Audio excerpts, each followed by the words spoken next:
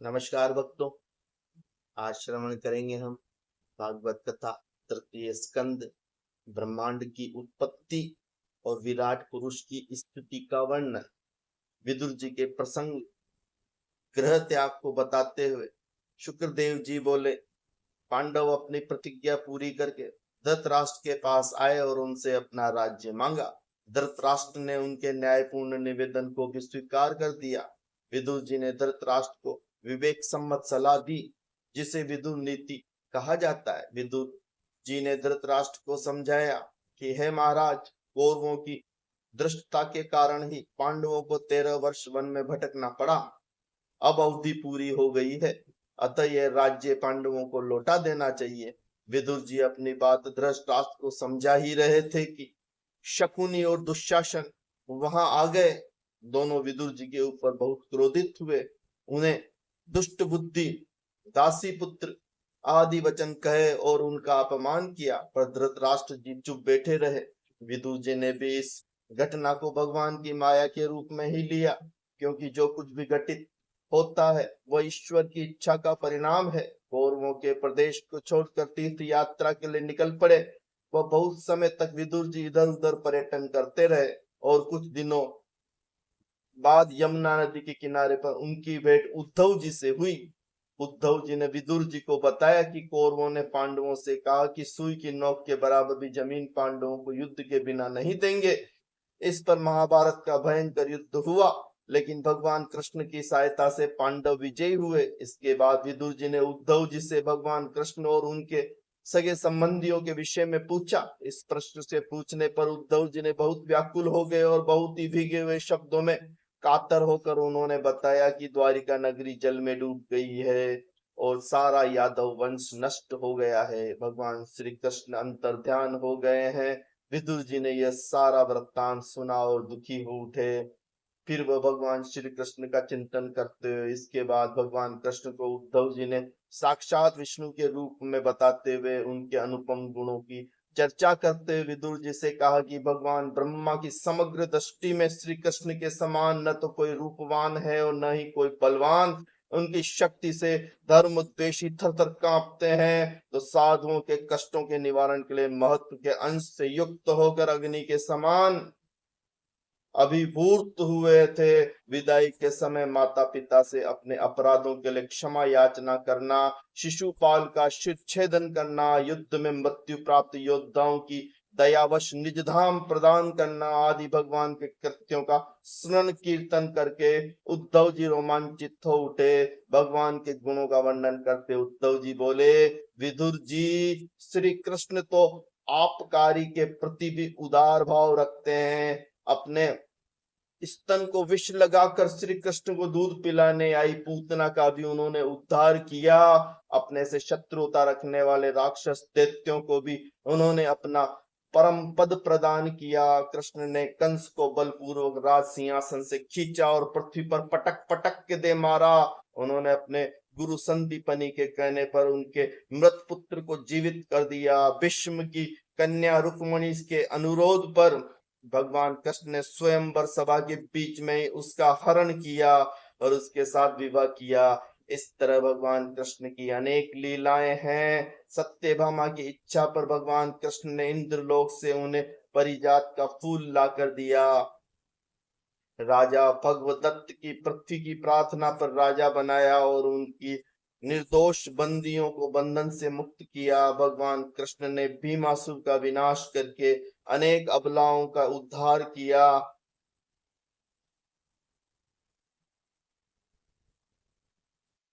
और उन अनेक अबलाओं के प्रेम से भरे हुए अनुरोध के कारण ही उनके रूपों में एक बार में ही पुत्रवती बनाया।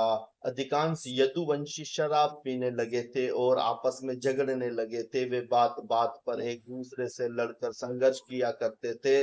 भगवान श्री कृष्ण ने देखा कि यदुवंश की विनाश काल आ गया है, तब वे तटस्थ हो गए और प्रभास क्षेत्र में आ गए। जैसे ही भगवान कृष्ण ने द्वारिका से पैर निकाला, वैसे ही यदुवंशी आपस में मर गए।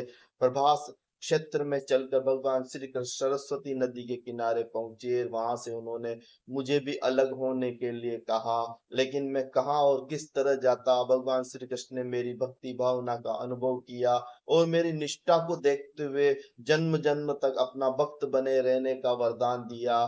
फिर मैंने उस समय भगवान से प्रार्थना की कि भले ही वे सर्वज्ञ और सर्वशक्तिमान हैं, फिर भी वे शरीर धारण करें और अनेक लीलाएं करें। मेरी प्रार्थना पर ध्यान देकर भगवान कृष्ण ने उसे स्वीकार किया और ब्रह्मा जी को दी हुए भगवान भगवत ज्ञान को अपने मुख से ही मुझे सुनाया, जिसे सुनकर मैं कृतार्थ हो गया। अब मैं तप करने के लिए बद्री का आश्रम जा रहा हूँ। विदुर जी ने उद्धव जी को प्रणाम किया और उनसे श्रीमद् भागवत की कथा सुनने की प्रार्थना की। क्योंकि उद्धव जी तपस्या करने के लिए जा रहे थे, इसलिए उन्होंने कहा कि मैत्रेय जी से संपर्क करें, क्योंकि भगवान के इस ज्ञान के प्रचार प्रसार का दायित्व मैत्रेय जी को ही सौंपा है। विदुर जी ने मैत्रेय जी से 3 सवाल पूछे। माया से अतीत कर्म रहित ईश्वर संसार की रचना कैसे करता है और किस प्रकार जीवों का जीविका प्रदान करता है। प्रभु विश्व का नियामक है और वह कैसे अवतार धारण करके लीलाएं करते हैं। भगवान श्री कृष्ण की लीलाओं का मर्म क्या है। मैत्रेय जी ने कहा है, विदुर, भगवान श्री कृष्ण महाप्रलय में अपनी योग माया को समेटकर सुषुप्त पड़े रहते हैं। उस सुषुप्त अवस्था में भी सर्वशा चैतन्य तथा पुनः सृष्टि की रचना के लिए काल की प्रतीक्षा में रहते हैं। गुणमयी माया में काल द्वारा क्षोभ किए जाने पर भगवान चैतन्य रूप धारण करते हैं और उस समय काल और माया की प्रेरणा पहले महत्व प्रकट होता है। उसके विकास आने पर अभिभूत अध्यात्म और अधिदेव आश्रयभूत 3 वैकारिक तेजस और तामस तत्व और इन तत्वों से क्रमशः मन इंद्रिय और आकाश में विकास होने से उत्तरोत्तर शब्द आकाश तेज अग्नि तथा स्पर्श पवन रस जल गंध पृथ्वी तम यात्राएं उत्पन्न होती। मन के साथ ही अहमता से देवगण भी उत्पन्न होते हैं। मन के साथ उत्पन्न देव सृष्टि रचना का प्रयास करते हैं, परंतु परस्पर संबंध न होने के कारण सफल नहीं हो पाते। तब वे भगवान की शरण में जाकर उनकी स्तुति करते हैं और उनकी सेवा का अवसर प्रदान करने के लिए विनती करते हैं। देवी की प्रार्थना करने पर भगवान 23 तत्व की संगठित करके उनमें अपने आप प्रवेश करते हैं। उसमें इन तत्वों में विराट पुरुष का अभिभाव होता है। यह विराट तत्व भी हजारों साल तक जल में ही पड़ा रहता है और जब उसे क्षोभ होता है तभी संसार की रचना करता है। सबसे पहले वह अपने 3 विभाजन करता है, आत्मा, परमात्मा और विराट। यही भगवान विराट प्रथम अवतार है और इसी अवतार से सारी सृष्टि की रचना होती है। विराट प्रथम अवतार है और पंच प्राण अपान समान उदान व्यान वायुयान तथा नाग सहित कूर्म कुकल देव धनंजय आदि प्रकट होते हैं। भगवान अपने घोर तप से इन सब की जीविका के लिए मुंह, जीभ, नाक, त्वचा, कान, आंख, लिंग, गुदा, हस्त, पाद, मन, बुद्धि, चित्त आदि को प्रकट करते हैं। फिर इसके बाद इनके विषय वाणी, स्वाद, प्राण, स्पर्श, दर्शन, श्रवण, वीर्य, मल, त्याग, काम की शक्ति, चिंतन, अनुभूति और चेतना की अवस्थिति होती है। फिर इनके देवता अग्नि, वरुण, अश्विनी कुमार, आदित्य, पवन, प्रजापति, इंद्र, लोकेश्वर आदि उत्पन्न होते हैं। उसका पुरुष के मुख से वेदों की सहित, ब्राह्मणों की भुजाओं से, क्षत्रियों की जांघों के, वैश्यों से चरणों की और शूद्रों की उत्पत्ति होती है। इन लोगों के भी कर्म अलग अलग हैं। ब्राह्मण का कार्य लिखना पढ़ना, क्षत्रिय का सभी वर्णों की रक्षा करना, वैश्य का कृषि करना और शूद्र का सभी की सेवा करना है। इसके बाद विदुर जी ने मैत्रेय जी को आभार माना और विदुर जी ने मैत्रेय जी की अपनी कुछ जिज्ञासाएं रखी। निर्विकार चैतन्य मात्र भगवान के गुण और कर्म लीला युक्त हो कैसे हो सकते हैं। अभी ज्ञानी के निधान भगवान विष्णु अपनी द्वारा रचित तथा फलित सृष्टि का संहार रूप अज्ञान परक कार्य कैसे करते हैं? जब एक ही रूप ईश्वर सभी प्राणियों में है तो सभी प्राणी दुख रहित क्यों नहीं होते? मैत्रेय जी बोले, है महात्मन, शरीर से दुख सुख जीव का धर्म है। हाँ, यह बात अवश्य है कि इन शरीर धर्मों से निवृत्त होने के लिए भगवान का भजन आवश्यक है। जैसे स्वप्न में जागृत होने पर स्वप्न के दुख समाप्त हो जाते हैं, उसी प्रकार भगवान का भजन करने से मानव के सांसारिक कष्ट, रोग, शोक, मोह, दुख आदि समाप्त हो जाते हैं। वस्तुतः इन देह आदि की आसक्ति का मूल अज्ञान है। दो प्रकार के जीव संसार में सुखी रहते हैं। प्रथम अज्ञानी अर्थात विश्व की गति अगति से अपरिचित है। दूसरा ज्ञानी मन वचन और कर्म से भगवान में भक्ति रखने वाले। दुख वे लोग उठाते हैं जो इन दोनों स्थिति के बीच में होते हैं। इसके बाद विदुर जी ने पूछा कि किस प्रकार एक प्राण से 10 प्रकार के प्राणों की उत्पत्ति होती है, ब्रह्मा आदि और अन्य प्रजापतियों की उत्पत्ति कैसे होती है, विभिन्न योनियों की सृष्टि होती है और पृथ्वी आदि लोगों की स्थिति, वर्णाश्रम व्यवस्था, यज्ञ त्याग का विस्तार, सृष्टि का ब्रह्म में विलीन आदि कैसे होता है? मैत्रेय जी ने विदुर जी को बताया कि संसार के प्रलय सागर में निमग्न होने पर भगवान नारायण अपने नेत्र बंद करके अपने प्रेम में ही समाविष्ट हुए तो उस समय लकड़ी में आग के समान सारे भूत उनके शरीर में अंतरहीन हो गए। भगवान विष्णु हजारों युग तक सोए रहे। जब उन्होंने अपनी आंखें खोली तो देखा कि सारा लोक लोकांतर उन्हीं में स्थित है। सभी लोकपाल उनकी आराधना कर रहे हैं। ये लोक रचना के लिए व्याकुल हैं। उन्होंने यह देखकर सभी भूतों को बाहर निकलने की आज्ञा दे दी। तब भगवान की नाभि से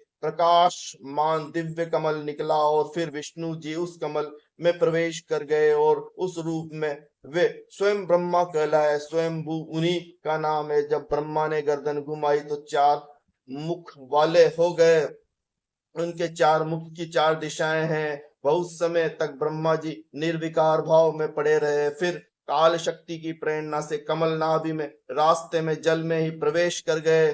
कमल का मूल खोजने लगे। इससे सफल होने पर वे समाधि में लीन हो गए। विषयों के रूपांतर को ही काल कहते हैं और यह काल भगवान का अप्रकट उत्पादन है। इस काल को ही निमित्त बनाकर भगवान संहार करते हैं। यह संहार जगत तीनों कालों में से एक सा रहता है और इस जगत का त्रिविध काल द्रव्य तथा गुण के द्वारा प्रलय होता है। ईश्वर की एक से अनेक होने की इच्छा में सबसे पहली दृष्टि है। इसके बाद दूसरी अहंकार और पृथ्वी आदि 5 महाभूति की उत्पत्ति हुई। तीसरी भूत सर्ग अथवा पंचभूतों के तन्मात्रा वर्ग की उत्पत्ति। चौथी दृष्टि में ज्ञानात्मक इंद्रियों की रचना। पांचवी दृष्टि में कर्मेंद्रिय तथा उनके अधिष्ठाता देवों की रचना हुई। छठी दृष्टि में अविद्या माया तप मोह महामोह की रचना तथा सातवीं दृष्टि में अवचेतन वनस्पति औषधि लता बसंत बेल वृक्ष आदि उत्पन्न हुए। आठवीं सृष्टि में गधा घोड़ा आदि 9 प्रकार के खुर वाले जीव, कुत्ता व्याघ्र आदि 5 प्रकार के नाम वाले जीव तथा चोंच वाले बीज बाज आदि की रचना हुई। 9वें नंबर पर देश सृष्टि हुई। इसके अतिरिक्त विषयों के रूपांतर के समान सृष्टि के प्रलय के मूल कारण में भी काल ही स्थित है। काल का स्वरूप और प्रमाण बताते हुए वो कहते हैं कि परमाणु पृथ्वी का अविभाज्य और सूक्ष्म तत्व अंश कहलाता है। 2 परमाणुओं के मिलने से एक अणु, 3 अणुओं के मिलने से एक त्रश्रेणु निर्मित होता है। यह त्रश्रेणु झरोके से झनकार आती सूर्य की किरण के प्रकाश से उड़ता हुआ सूक्ष्मतम रजकण ही है। इन तीनों त्रश्रेणु को पार करने से सूर्य को लगने वाला एक समय एक त्रुटि कहलाता है। त्रुटि का 100 गुना समय एक वेद। 3 वेद के मिलने से एक लव, 3 लवों के संयोग से एक निमेष, 3 निमेष के योग से एक क्षण बनता है। 5 क्षणों की काष्ठा होती है। 15 काष्ठाओं का एक लघु, 15 लघुओं की एक नड़िका, 2 नड़िकाओं का मुहूर्त होता है। 6 या 7 मुहूर्तों का एक पहर होता है। 4 यमों का एक दिन और 4 यामों की एक रात होती है। 15 दिन रातों का एक पक्ष होता है। पक्ष 2 होते हैं। कृष्ण और शुक्ल दोनों पक्षों का एक महीना होता है। 2 महीने की ऋतु होती है। 3 ऋतुओं का एक अत्यंत होता है। एक अयन दो होते हैं, दक्षिणायन और उत्तरायण। इन दो अयनों का एक वर्ष होता है। ऐसे 100 वर्षों की मनुष्य की आयु होती है। इस वर्ष को ही सूर्य, बृहस्पति, चंद्रमा और नक्षत्र संबंधी महीनों के भेद से संवत्सर, परिवृत्तसर, चूड़ा वत्सर और अनुवत्सर तथा वत्स कहते हैं। इसी तरह देवताओं की 12 सहस्त्र वर्षों की अवधि के 4 युग होते हैं, सतयुग, त्रेता युग, द्वापर युग और कलयुग। इनकी अवधि क्रमशः 4800, 3600, 2400 और 1200 दिव्य वर्षों की होती है। इस तरह से एक सहस्त्र, चारों युग ब्रह्मा जी का एक दिन होता है, और इतना ही समय एक रात ब्रह्मा जी के दिन को ही कल्प कहते हैं। एक कल्प में 14 मनु होते हैं, और प्रत्येक मनु का परिमाण 71/6/14 चतुर्वंशी है। ब्रह्मा जी के दिन की समाप्ति पर रात का आगमन और उनका विश्राम करना ही प्रलय है। ब्रह्मा जी की आयु के पहले प्रारंभिक भाग के प्रारंभ में ब्रह्म नामक कल्प हुआ। इस कल्प में शब्द मात्र था। दूसरे प्रारंभिक भाग में पद्म नामक कल्प हुआ। इस कल्प में भगवान की नाभि सरोवर के कमल प्रकट हुआ। यह सर्वलोक में था। मैत्रेय जी के अनुसार इस समय दूसरे प्रारंभिक चरण उत्तर पूर्वार्ध का वराह कल्प चल रहा है। इसमें भगवान के शुक्र रूप धारण किया है। दो परार्थ का यह काल विष्णु भगवान का एक निमेष है। वे ही इस समस्त ब्रह्मांड कोश के कारण रूप हैं, और उन्हीं के परे कुछ नहीं है। इसके बाद मैत्रेय जी ने प्रलय के बाद सृष्टि की उत्पत्ति का विवरण दिया। उन्होंने कहा कि जब ब्रह्मा जी सृष्टि की रचना के लिए तैयार हुए, तब सबसे पहले मोह, तम आदि तामसिक वृत्तियां रची गई।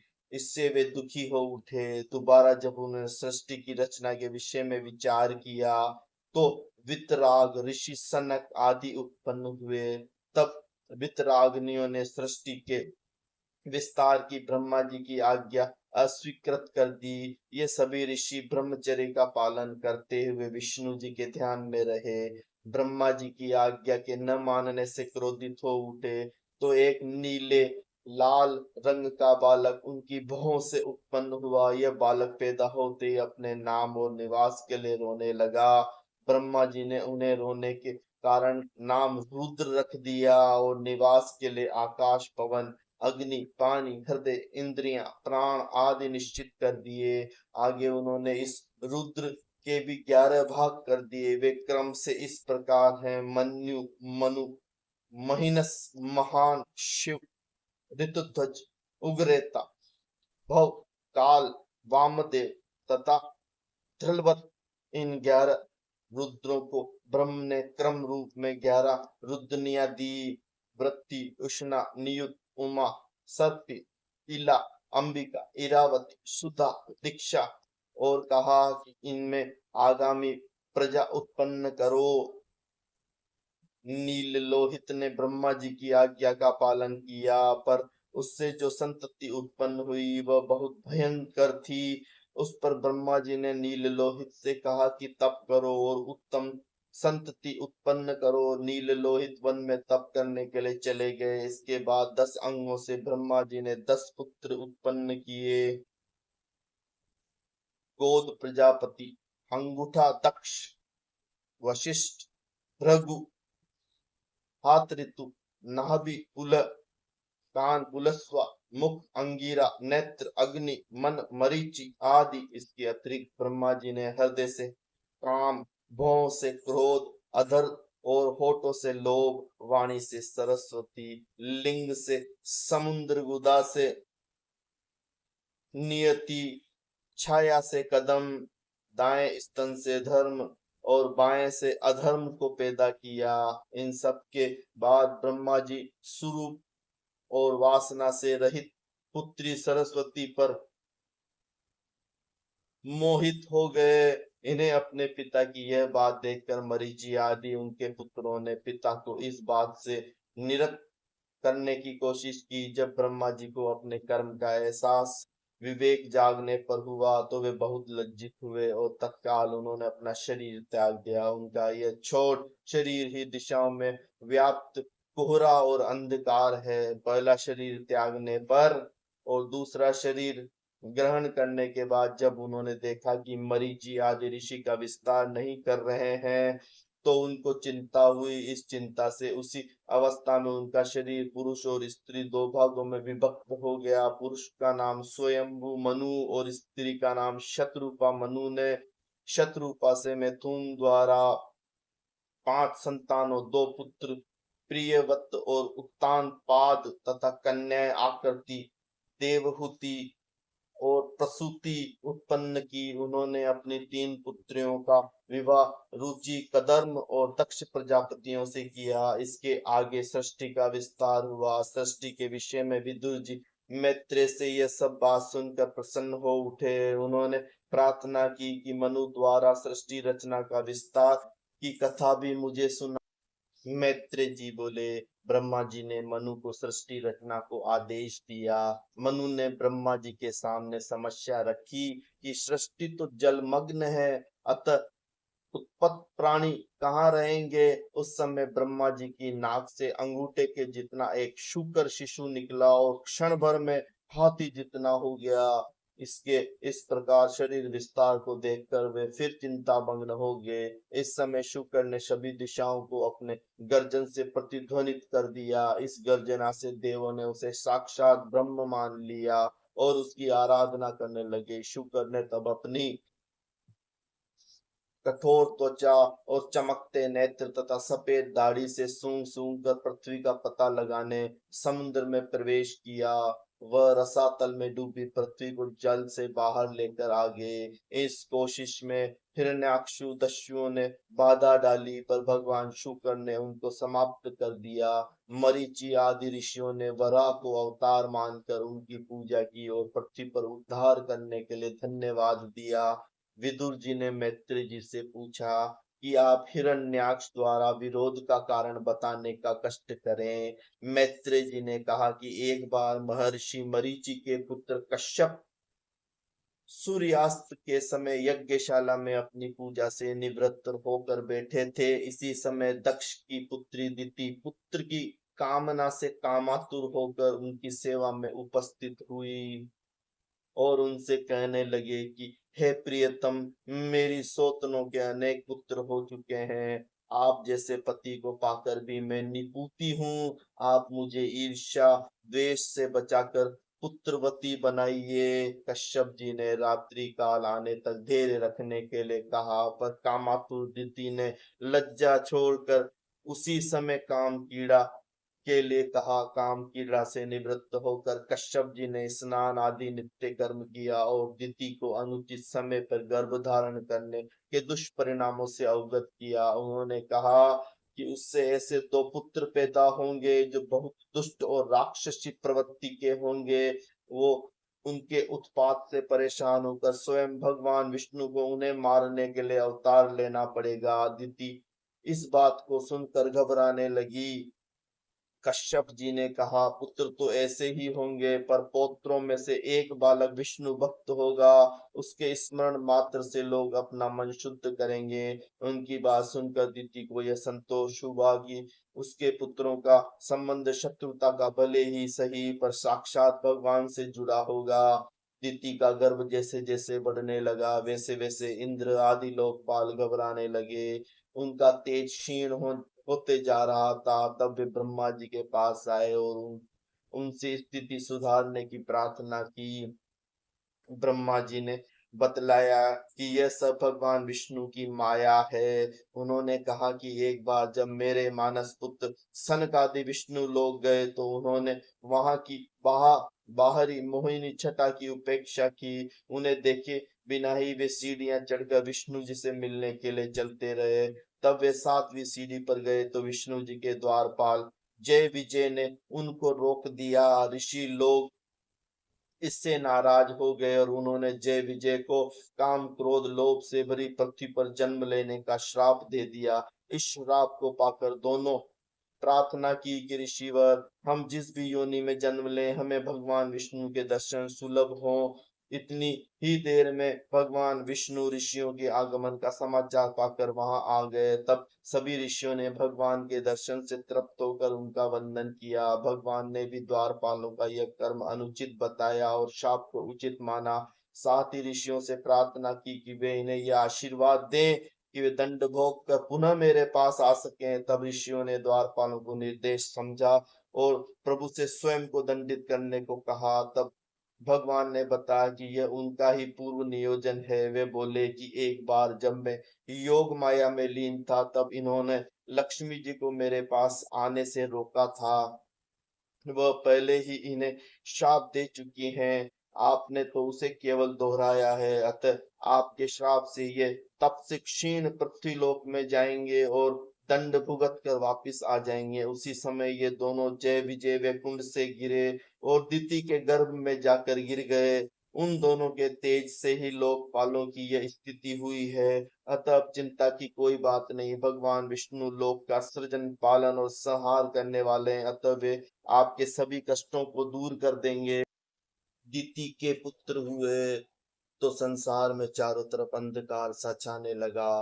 भयंकर उत्पात होने लगे। कश्यप ने पहले उत्पन्न बच्चों का नाम हिरण्यकश्यपु और दूसरे का नाम हिरण्याक्ष रखा। हिरण्यकश्यप ने ब्रह्मा जी को तपस्या करके प्रसन्न किया और मृत्यु न होने का वरदान लिया। उसने अपनी वीरता और औद्धत्य से सारे लोकपालों को परास्त कर लिया और लोकों पर अधिकार कर लिया। एक दिन की बात है कि हिरण्य युद्ध की भावना से अपनी गदा लेकर शत्रु को खोजते खोजते स्वर्ग जा पहुंचा। हिरण्याक्ष को देखकर सभी देवता ऐसे छिप गए जैसे गरुड़ को देखकर सांप छिपते हैं। इधर हिरण्याक्ष ने अपने घमंड से क्रूर देवताओं को युद्ध के लिए ललकारने लगा, पर कोई भी देवता उसके सामने न आ सका। इधर पृथ्वी पर भी उसको अपना कोई प्रतिद्वंदी नहीं मिला। फिर वह निर्भय होकर समुद्र में घुस गया और काफी समय तक जल क्रीड़ा करता रहा। फिर वह वरुण देवता के पास जाकर उनको लड़ने के लिए ललकारने लगा, उनका मजाक उड़ाने लगा। वरुण को क्रोध आया तो पर वे शांत रहे। वह अपनी असमर्थता समझकर युद्ध के लिए तैयार नहीं हुए, पर उन्होंने हिरण्याक्ष को कहा कि वह लोक में अजय योद्धा होना चाहता है तो जाए और भगवान विष्णु के समक्ष अपना पराक्रम दिखाए। यह सुनकर हिरण्याक्ष भगवान विष्णु की खोज में निकल पड़ा। इस बीच उसने नारद जी से जाना कि वे पाताल की ओर गए हैं, अतः वह भी उधर ही निकल पड़ा। वहां उसने देखा कि भगवान विष्णु वराह का रूप धारण करके पृथ्वी का उद्धार कर रहे हैं। यह देखकर उसने विष्णु जी का उपवास किया और उन्हें युद्ध के लिए ललकारा। वराह एवं विष्णु ने उसकी ललकार पर कोई ध्यान नहीं दिया और अपनी डाढ़ों पर पृथ्वी को उठाया तथा चलने लगे। हिरण्याक्ष ने इसे अपना अपमान समझकर उसे कुवचन बोलते उनके पीछे भागा। फिर भगवान ने पृथ्वी को वहीं जल में रखकर उससे युद्ध आरंभ कर दिया। तमाम लोकपाल इस युद्ध को देखने के लिए वहां आ गए। काफी समय तक इन दोनों में युद्ध होता रहा। विष्णु की गदा हाथ से छूटकर दूर जा गिरी। इस स्थिति में हिरण्याक्ष ने युद्ध समाप्त कर दिया कि वे निशस्त्र पर आक्रमण नहीं करते।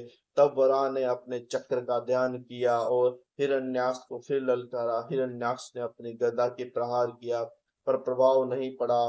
त्रिशूल उठाया तो भगवान ने सुदर्शन चक्र से उसके टुकड़े कर दिए। अंत में वराह रूप विष्णु ने उसकी कनपट्टी पर जोर से थप्पड़ मारा तो वह चक्कर खाकर पृथ्वी पर गिर पड़ा और कुछ ही समय में मर गया। अब विदुर जी ने कहा कि हे प्रभु, जब पृथ्वी का उद्धार हो गया तो स्वयंभू मनु ने सृष्टि विचार के लिए कौन कौन से उपाय किए। मैत्री जी बोले कि मनु ने शत्रुपा से देवहूति नामक एक कन्या को जन्म दिया। उधर कदर्म मुनि ने 1 सहस्त्र वर्ष तक तप किया और भगवान विष्णु को प्रसन्न कर लिया। भगवान विष्णु ने कदर्म मुनि को आदेश दिया कि वह मनु और शत्रुपा की कन्या देवहूति से विवाह करें तथा 9 प्रकार की सृष्टि का विस्तार करें। भगवान स्वयं उनकी पत्नी के गर्भ से अपने अंश द्वारा अवतार लेकर सांख्य तत्व सहित का प्रकाश करेंगे। मनु अपनी पत्नी शत्रुपा तथा कन्या देवहूति का साथ लेकर तपस्वी कदर्म मुनि के पास आश्रम गए। कदर्म मुनि ने ब्रह्मचर्य का समय पूरा होने के कारण गृहस्थ का उचित समय देखकर मुनि जी का प्रस्ताव स्वीकार कर लिया। मुनि जी अपनी पुत्री देवहूति उन्हें सौंप कर अपने आश्रम लौट आए। देवहूति ने पति की सेवा को ही अपना आदर्श माना। कदर्म ऋषि ने अपनी पत्नी के त्याग तप सेवा से प्रसन्न होकर उन्हें तप के बल से उसे दिव्य शक्ति प्रदान की, पर देवहूति ने पति की सेवा को ही चरम लक्ष्य माना। कुछ समय उपरांत देवहूति ने ब्रह्मा जी के द्वारा दिए गए आदेश प्रजा सृष्टि का स्मरण दिलाया। तब पत्नी की इच्छा और आदेश के कारण ऋषि काम क्रीड़ा में उन्मुख हुए। इसके बाद उन दोनों ने पुत्र की कामना से भगवान विष्णु की आराधना की। भगवान के प्रसाद से कुछ समय के बाद ही देवहूति ने पुनः गर्भ धारण किया। स्वयं भगवान विष्णु उनके गर्भ में आए। जब ब्रह्मा जी को पता चला तो वे अपने मानस पुत्र सनकादियों को लेकर कदर्म मुनि के यहाँ आए और खुश होते हुए उन्हें भगवान विष्णु के अवतार लेने का रहस्य बताया। उन्होंने यह भी कहा कि यह अवतार कपिल मुनि के रूप में प्रसिद्ध होगा, जो करंतर दैत्य का विनाश और सांख्य शास्त्र का प्रणेता होंगे। मुनि कदम ने ब्रह्मा जी की अनुमति से अपनी 9 कन्याओं कला, अनसुया, श्रद्धा, हविमु, गति, क्रिया, ख्याति, अरुंधति और शांति का विवाह क्रमशः मरीचि, अत्रि, अंगिरा, पुलस्त, पुलह, क्रतु, भगु, वशिष्ठ अथवा 9 प्रजापतियों से कर दिया। इसके बाद समय आने पर देवहूति के गर्भ से कपिल मुनि पैदा हुए। कदर्म ने भगवान के प्रति इस रूप में दर्शन देने पर कृतज्ञता प्रकट की, स्तुति की तथा धर्म तथा मार्ग बताने का अनुरोध किया। उनके पूछने पर भगवान ने बताया कि वचन का निर्वाह करना और अपने सब कर्मों को भगवान को अर्पित करके निष्काम भाव से पुण्य कार्य करना ही वास्तविक धर्म है। प्रभु ने कदर्म मुनि को बताया कि अपनी माता के कल्याण के लिए वे आत्मविद्या का ध्यान करेंगे। यह सब सुनकर भगवान कपिल का स्तुवन करके कदर्म मुनि तप करने के लिए वन में चले गए। उनके जाने के बाद देवहूति के अनुरोध पर कपिल मुनि ने उनके सामने भक्ति योग का प्रकाश किया। उन्होंने कहा कि हे माता, मन ही जीव के मोक्ष और बंधन का कारण है। यह मन ही जब विषयों में आसक्त होता है तब बंधनमय हो जाता है, और जब भगवान में अनुरक्त होता है तब मोक्ष की ओर बढ़ता है, मोक्ष का कारण बनता है। मन तभी शुद्ध होता है जब तू और मैं मोह माया राग द्वेष काम से मुक्त हो। इस भक्ति भाव से मनुष्य की सांसारिक आसक्ति का अनुच्छेद बंधन छिन्न भिन्न हो जाता है, और भक्ति भाव ही संसार के निरासक्त होने के वैराग्य भाव पैदा होता है। इसी से जीवन का अंत स्तर आत्मा को जान लेता है। देवहूति ने कपिल से निवेदन किया कि वो बताएं कि वास्तविक भक्ति का रूप क्या है और इसमें मंद बुद्धि स्त्रियों की भक्ति भावना में कितना अंतर है। कपिल मुनि ने अपनी माता को बताया कि अनेकों तुक भक्ति का भाव ज्ञानेन्द्रियों और कर्मेंद्रियों का सहज भाव है। हरि के प्रति समर्पण ही ऐसी भक्ति का महत्व मोक्ष से भी अधिक है। जो भगवान का भक्त होता है वह सायुज्य मुक्ति तक के मेरे चरणों की तुलना में उपेक्षित कर देता है। मेरे भक्त को इस अहेतुकी भक्ति के कारण बिना कामना के वैकुंठ के सभी ऐश्वर्य सुलभ हो जाते हैं। हे माता, सभी सांसारिक पदार्थ वासना के मूल लिंग देह से और ग्रह परिवार से मुक्त अनासक्त भक्त ही मेरी कृपा और चिंता के विषय है। यही मेरा दायित्व है। मैं उन्हें इस कठिन संसार से पार कराता हूँ और अपने धाम में प्रतिष्ठित करता हूँ। मेरी भक्ति द्वारा मेरे चित्त स्थिर करने वाला जीव परम कल्याण को प्राप्त होता है।